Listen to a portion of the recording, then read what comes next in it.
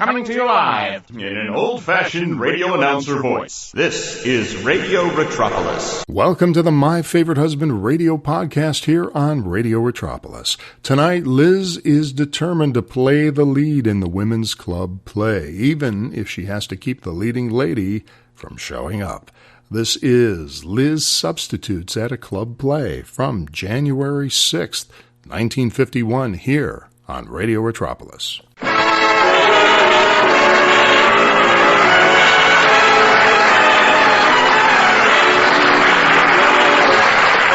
It's the Gay Family series starring Lucille Ball with Richard Denning as Liz and George Cooper, two people who live together and like it.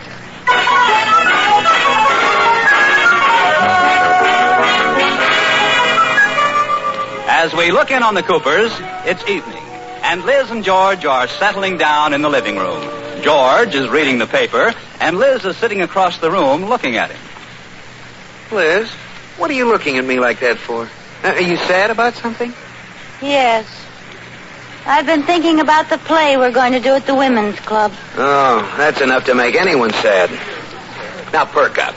I can't, George. I was just thinking, I'll probably be a big success in the lead. An opening night, there'll be a talent scout in the audience, and he'll take me to Hollywood, and I'll be a big movie star. And... oh, George, I'm going to miss you so. Well, Liz, before you go, will you do me a favor? Of course, darling. Let me have your autograph. You're making fun of me. But I want you to know, no matter how famous I become, I'll never forget you. I'm deeply touched. I wonder what name I ought to take. I think I'll keep the name of Cooper, but Liz isn't fancy enough. Don't you think maybe you're looking a little too far into the future? What do you mean? Well, let's face it. There may not even be a talent scout in the audience opening night. Well, I know. And even if there is, he might not offer you a trip to Hollywood. Oh, yeah. And even if he did, there's no guarantee that you would become a big star. Well, I know, George. In fact, the only thing you're sure of so far is that you have the lead in the Women's Club play. Yeah. Well, as a matter of fact, George, I don't exactly have the lead yet. What do you mean, you don't exactly? Well, the tryouts are tomorrow morning. I give up. Here, George. What's this? It's the play we're going to do. It's called The Milkmaid's Dilemma, or The Lady's Not for Turning. Oh, fine. Whose idea was it to do that little gem? Mr. Martin, the dramatic coach of the Civic Theater. He's going to judge the tryouts and direct the play. Come on, George, help me rehearse. Oh, honey, I want to read my paper. Wait till you get the part, and then rehearse. Well, all right. But I'd be mad if it didn't make such good reading. Good reading? Yes, for my biography when they run it in the fan magazines. My first husband, George, tried to stifle my great dramatic talent. Oh.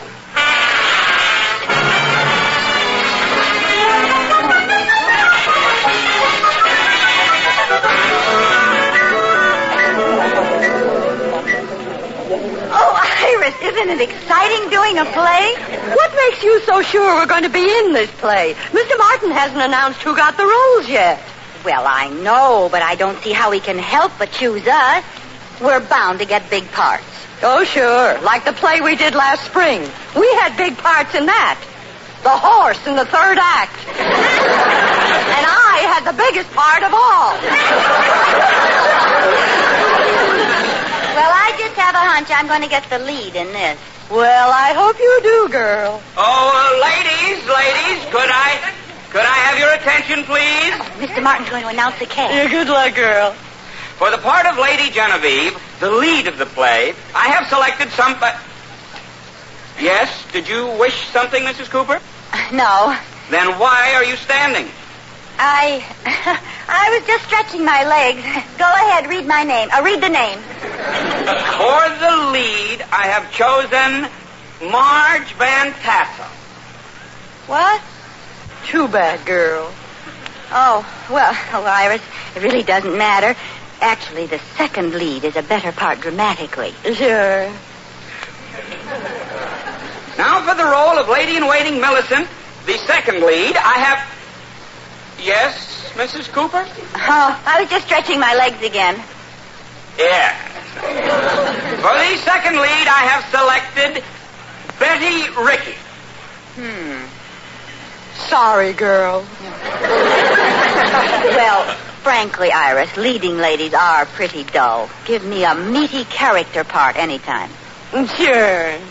And now for the role of Grandma Snavely. I felt, Mrs. Cooper, if you do any more stretching, you'll have the longest legs in town. Sorry. For the role of Grandma Snavely, the 106-year-old witch, I have chosen Mrs. Atterbury. Just a minute. That's a good part for you. Why, nonsense, girl. That part's just made for you. What? I mean, it's a good character role. Yeah, well, it doesn't matter. I'll probably be cast as a maid. After all, there are no small parts. Just small actors. And for the part of the maid, I have selected Kay St. Clair. Oh, dear. Well, there's still an offstage voice. The offstage voice will be done by Barbara Tabor. Well, that takes care of the cast. Well, now, wait a minute. Mr. Martin, couldn't Liz maybe be understudy for the lead? Well, all right. No, thanks. You can count me out of your whole crummy play. I don't want any part of it. Oh, now, Liz, don't say things like that. After all, it's for the good of the club. You can count me out of the club, too. Liz, you're acting like a spoiled child. Well, at least somebody thinks I can act. Have you any parts for a spoiled child, Mr. Martin?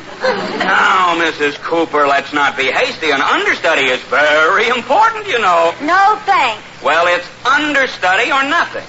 Then it's nothing. Now, Liz, please. Don't try to talk me out of it. When I walk out of that door, I'm leaving this club for good. Goodbye. Well, goodbye, girl. I'm really going, Iris. I mean it. Well, goodbye. Well, goodbye. And next time, I really am going. Goodbye. Goodbye. Goodbye. Oh, there's one in every club.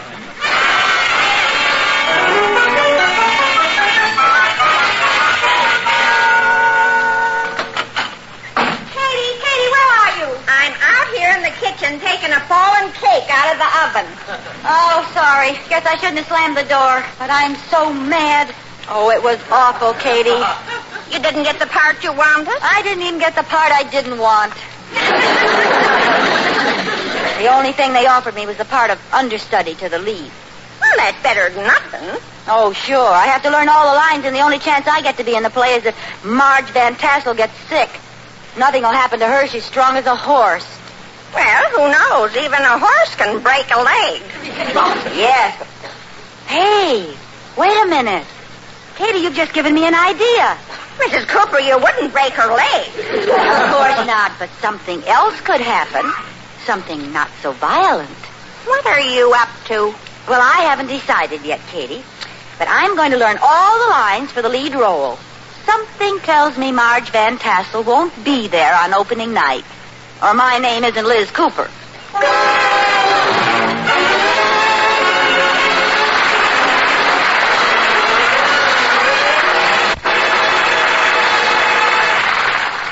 And now a question. Do they have a 4th of July in England? Well, you don't have to enroll with USAPI to find out the answer, but we bet you'll be surprised at the many things you can learn through USAPI courses. Why not get places faster? Let USAPI make a well-informed person of you. And to make your education complete, here's the answer to our brain teaser. Do they have a 4th of July in England? Of course they do. It comes between the 3rd and the 5th of July. Anyone for USAPI?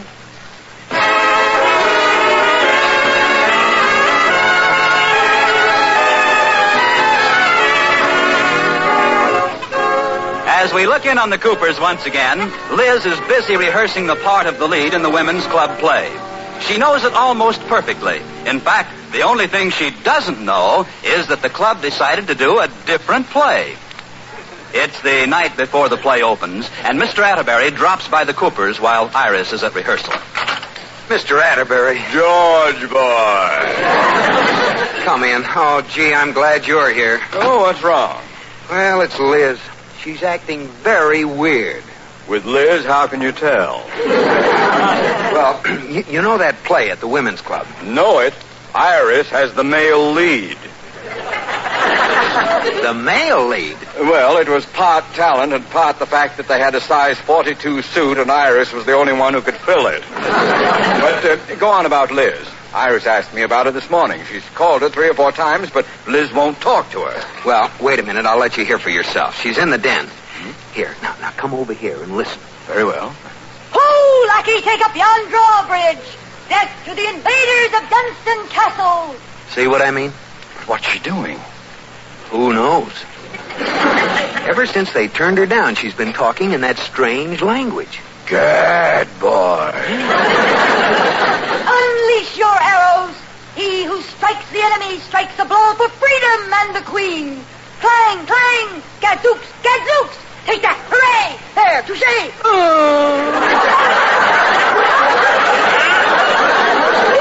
They're falling back. Now she's doing that mob scene again.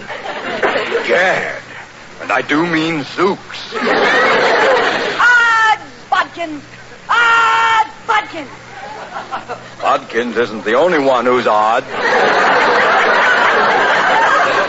What do you think I ought to do? Well, come over here. The way I see it, George, to compensate for the fact that she wasn't chosen, she's identified herself with the character in the play. In fact, temporarily, she is that character. Well, that could be, but what can I do about it? Well, I think she'll snap out of it as soon as the play's over. But what do we do meanwhile? We'll have to humor her. Talk like she talks. In other words, play her game. Well, Shh, here she comes. Now lay it on thick. Ho, knave! A fair damsel approacheth. I will joust with thee to see who wins her hand. Huh? Hold thy tongue, varlet. Fellas. Have no fear, my lady. I shall dispatch this knave in a trice. Sound, villain! I'll run thee through.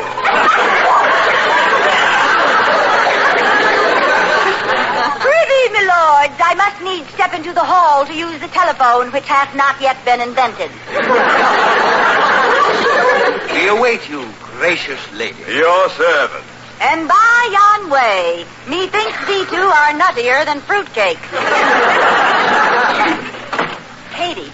Yes, Mrs. Cooper? George and Mr. Atterbury were just kidding me in Old English. They must have overheard me rehearsing. Oh, I hope they haven't guessed what I'm up to. I hope not. Have you figured out which of Marge Van Tassel's legs are going to break? I'm going to be much subtler than that, Katie. I just read in the morning paper where Marge's husband, Chuck Van Tassel, is out of town at a convention.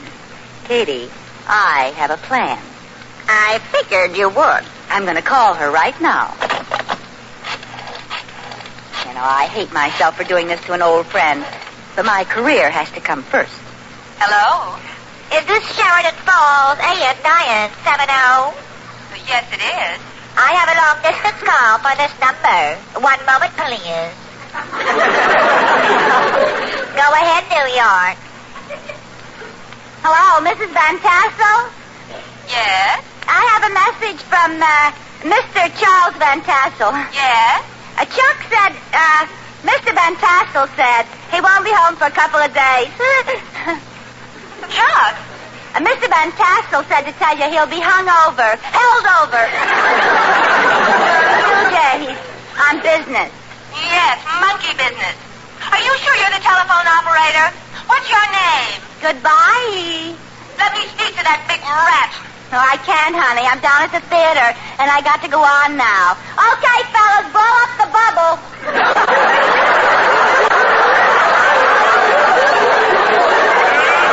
Now, wait a minute. Oh, Mrs. Cooper, how can you do such a thing? It's not hard when you're a stinker like me. Lay out my Lady Genevieve costume, Katie. I'll wear it under my coat tonight until it's time for me to make my dramatic debut.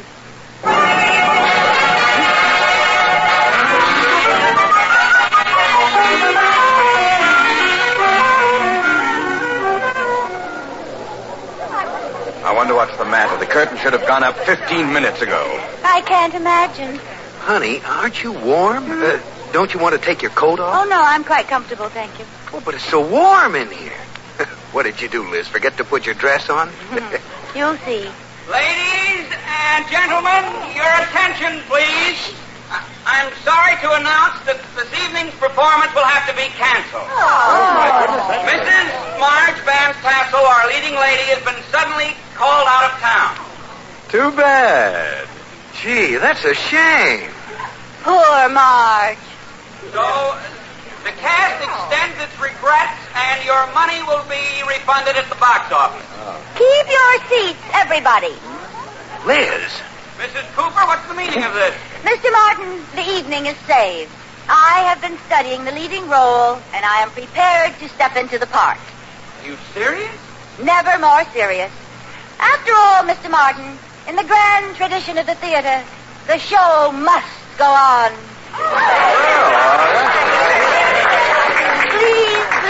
Please, no applause.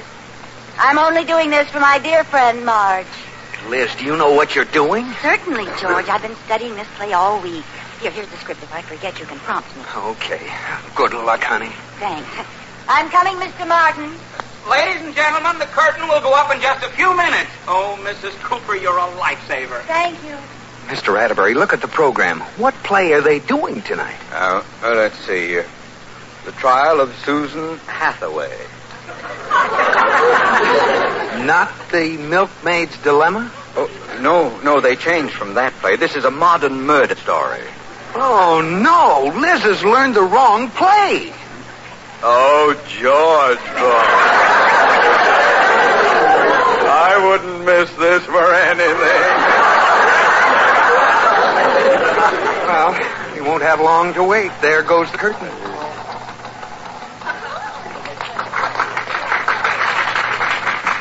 Ladies and gentlemen of the jury, I will prove to you, without a shadow of a doubt, that Susan Hathaway is guilty of murdering her husband and must be forced to pay the free penalty. I call Susan Hathaway to the witness chair. Susan Hathaway? Do you swear to tell the truth, the whole truth, and nothing but the truth, so help you? Yea, verily. Now, will you kindly tell the court your name? Bodkin. Yes. I must remind the court that Susan Hathaway's maiden name was Susan Osbodkin.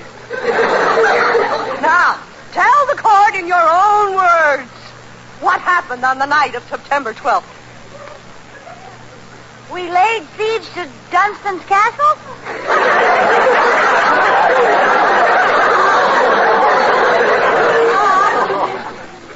Liz, those aren't the right lines. They're the only ones I know. Well, we'll try to make some sense out of it. Miss Hathaway! Miss Hathaway! On that fateful night, what did you say to your husband? Hark!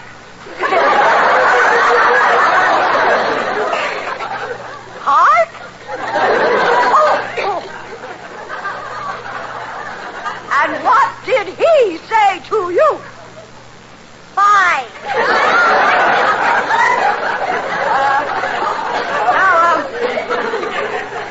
Miss Hathaway, after your husband said bye to you, you decided to kill him, is that right? Hold thy tongue, varlet. Watcheth how thou speakest.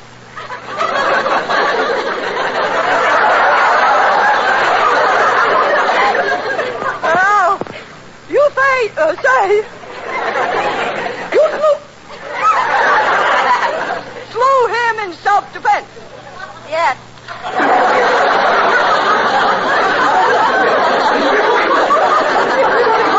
Did he actually raise his hand against you? Verily. In what way? He shot flaming arrows into my parapet.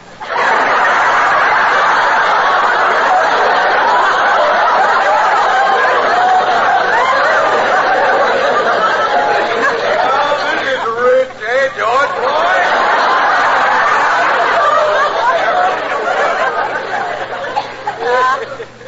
I see. He shot flaming arrows into your parapet, and this burned you up. And so, you whipped out a revolver and killed him. Nay. You took a knife from the table and stabbed him. Nay. Well, tell me, how did you finally kill him? I poured burning oil down his moat.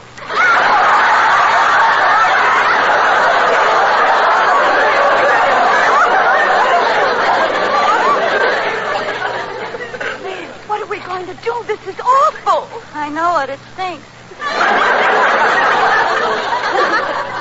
Well, for goodness sake, at least let's get in the same century. Okay. Prissy! How did he kill this knave? I took out my rod and let him have it.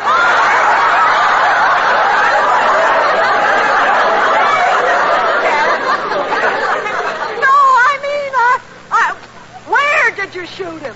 Right between the dungeon and the drawbridge.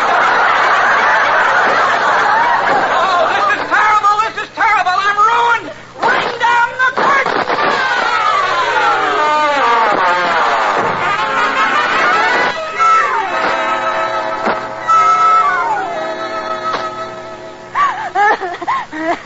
Oh, calm down, Liz. Oh, George, I'm so humiliated. I'll never be able to show my face in town again. Now, don't cry, honey. I liked it. I thought you were swell. Well, nobody else did. And it's all my own fault. I don't know whatever made me think I was an actress anyway. And I even talked about going to Hollywood. How foolish can you get? Come on, don't you want to look at the review in the paper? Oh, no, I know what it'll say. It'll say I was awful. Don't even read it. Oh, now, don't be silly. Let's take a look. Oh. What? Well, I'll be darned. Well, don't keep me in suspense. Here, read it for yourself. A new star was born at the community theater last night.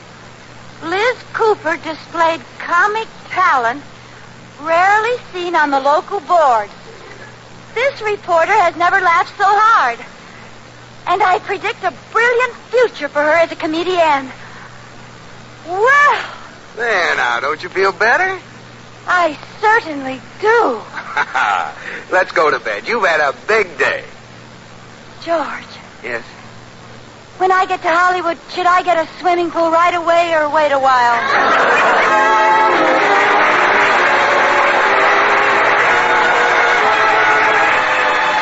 My Favorite Husband has been presented through the worldwide facilities of the United States Armed Forces Radio and Television Service.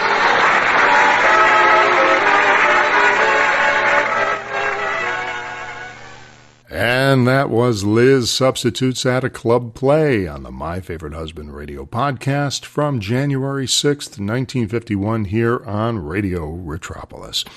This is the first real episode in the My Favorite Husband series that dealt with the overlying theme in I Love Lucy. And what was that? Of course, we all know what it is.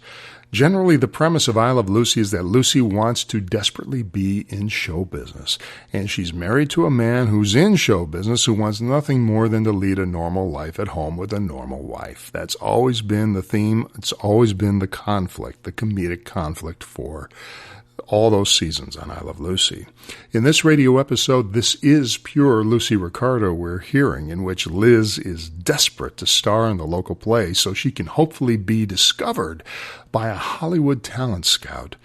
When she gets passed over for the part, she schemes to get the lead actress to bow out so she could take over, and of course, it turns into a bigger disaster when she didn't know that they switched plays on her.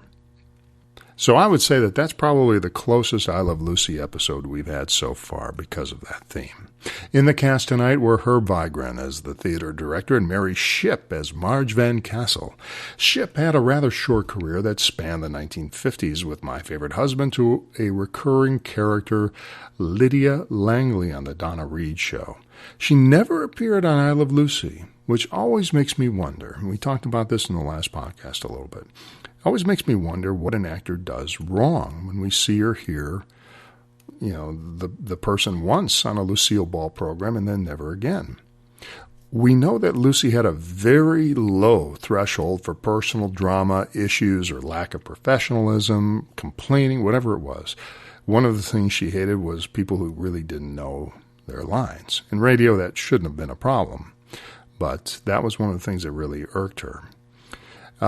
What we had talked about in the previous episode was Richard Denning's presence being a little less important as the show continued. So it's not like he did anything wrong, but it was clear with Richard Denning that Lucy was trying to diminish his role, his importance in the series, so she could put Desi in quite easily.